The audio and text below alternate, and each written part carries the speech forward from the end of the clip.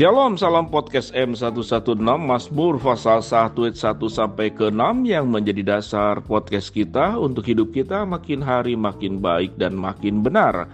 Kita akan belajar tentang petunjuk untuk mencegah kecelakaan di rumah.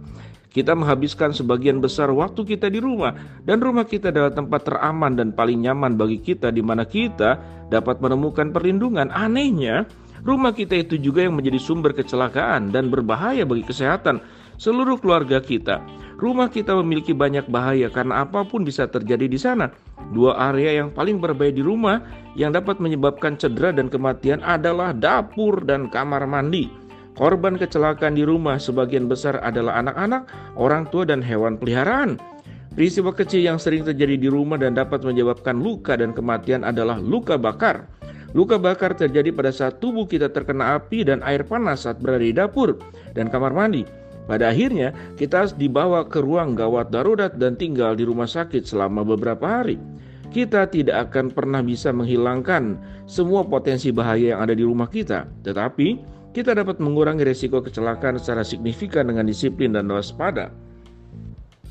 Samson Tiara ingin berbagi informasi untuk meningkatkan kesadaran tentang jenis-jenis kecelakaan menurut penulis yang mungkin terjadi di rumah, dan langkah-langkah apa yang dapat Anda lakukan untuk mencegah berbagai kecelakaan di rumah. Yang pertama, kebakaran. Kebakaran yang menghanguskan barang berharga dan nyawa diketahui sebagai pembunuh terbesar ketiga, termasuk kecelakaan yang terjadi di rumah. Kita memiliki dapur di rumah kita dan kita semua suka memasak.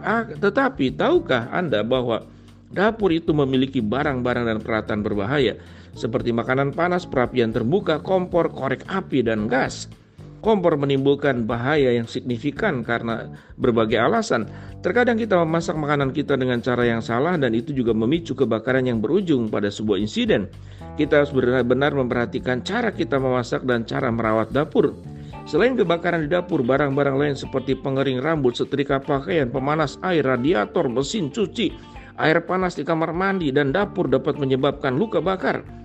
Tipsnya adalah kita harus mencegah menyelamatkan. Yang pertama, jauhkan segala sesuatu yang dapat menjadi panas dari kain benda mudah terbakar lainnya. Tempatkan benda panas dengan aman agar tidak jatuh. Kemudian juga jangan melakukan kegiatan-kegiatan bakar-bakaran seperti menyalakan lilin atau hal yang lain yang di luar kontrol yang dapat menyebabkan kebakaran. Kemudian, anak-anak, orang tua, dan hewan peliharaan tidak diperbolehkan masuk ke dapur, terutama saat ada orang sedang memasak di dapur, agar tidak terkena minyak panas dan api. Jauhkan kompor dan tabung gas dari jangkauan anak-anak, orang tua, dan hewan peliharaan. Jangan pernah meninggalkan wajan dan kompor saat Anda memasak dan menggoreng tanpa pengawasan, karena wajan dapat terbakar dan minyak goreng dapat memercik dan melukai kulit. Matikan semua kompor dan api saat meninggalkan dapur. Jauhkan tangan, rambut, dan pakaian Anda dari api terbuka. Jangan buka jendela saat Anda sedang memasak atau membakar sesuatu, atau Anda dapat melakukan di luar ruangan agar asap dan gas tidak mengganggu pernafasan dan penglihatan. Juga harus menjaga saluran gas di kompor agar tidak bocor yang dapat menyebabkan asap dan ledakan. Jika kita mencurigai adanya kebocoran gas, maka segera membuka jendela, mematikan semua peralatan yang terhubung dengan gas, segera menghubungi orang yang dapat menangani masalah gas tersebut. Segera bersihkan semua sampah setelah kegiatan memasak atau Anda membakarnya di tempat yang aman. Pasang detektor asap dan kebakaran serta alat pemadam kebakaran di rumah Anda, terutama di dapur, kamar mandi, dan gudang. Pastikan untuk selalu memeriksa semua peralatan yang dapat digunakan dan tidak rusak. Anda perlu memiliki dan menyediakan masker di rumah agar pernafasan Anda tidak terganggu saat terkena asap. Jangan menggunakan air untuk memadamkan api di dalam wajan, tetapi gunakan serbet basah untuk memadamkan api. Memiliki rencana untuk menyelamatkan seluruh keluarga dari kebakaran, termasuk membuat rute pelarian. Wah, ini udah kayak gedung besar aja ya. Tapi betul, jangan sampai ada kasus kan satu keluarga meninggal karena terkunci semuanya, pagar besi semuanya. Termasuk membuat rute pelarian yang dipahami seluruh keluarga sehingga semua orang bisa keluar dari rumah dengan selamat. Seluruh keluarga Anda harus mengikuti pelatihan pemadam kebakaran. Wih, bagus juga kalau bisa, agar semua orang dapat memahami apa itu pemadam kebakaran. Kemudian, jika siapkan beberapa kotak P3K di rumah, Jika seorang mengalami luka bakar tubuh, basuh bagian tubuh yang mengalami luka bakar dengan air dingin selama 10 menit, kemudian luka bisa ditutup dengan perban.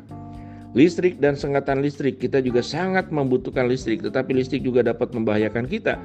Selain dapat melukai dari sengatan listrik, listrik juga dapat menyebabkan kebakaran. Berikut sarannya adalah periksa dan perbaiki jaringan kabel listrik Anda sesering mungkin. Buang peralatan listrik lama yang rusak, yang mudah terbakar. Jika ingin mengganti lampu yang berhubungan dengan listrik, pastikan sudah mematikan. Jika semua benda yang dioperasikan dengan listrik dan kabel listrik rusak, Anda harus segera memperbaiki. Jauhi semua peralatan yang dioperasikan dengan listrik dari kamar mandi. Jangan pernah membebani soket listrik berlebihan. Terapkan keamanan tinggi saat Anda menggunakan produk pemanas apapun. Jangan pernah mengoperasikan mesin cuci tekanan gas di rumah atau garasi. Jauhkan kabel listrik dari benda panas dari anak-anak, orang tua, dan hewan peliharaan. Matikan listrik sebelum tidur atau saat ada di rumah, saat tidak di rumah. Listrik yang terlalu lama digunakan akan cepat panas dan mudah meledak. Kabel listrik harus diperiksa secara berkala. Benda jatuh juga hati-hati. Ya, yang ada di atas disimpan, kalau itu bisa terpleset dan segala macam yang berat diatur sedemikian rupa. Benda-benda yang berat, benda-benda yang punya cairan berbahaya, kalau jatuh itu kan pasti ke bawah. Jadi perhatikan semua penyimpanannya itu dengan baik. Hati-hati dengan kondisi bisa tergelincir, tersandung, dan jatuh. Pastikan barang-barang aman, kemudian lantai kering. Hal yang bisa menyandung itu benda-benda yang kadang-kadang disimpan tidak pada tempatnya. Itu harus berhati-hati. Kemudian dalam memotong juga hati-hati dalam menggunakan senjata-senjata tajam. Harus tahu, pahami, jangan terburu-buru, jangan ngelamun. Karena seringkali bisa ngelamun itu bisa. Pastikan aman. Kemudian waktu memotong, pastikan posisi pisau itu harus terhindar daripada potensi yang bisa berbalik arah, mengarah ke badan kita. Itu harus berhati-hati.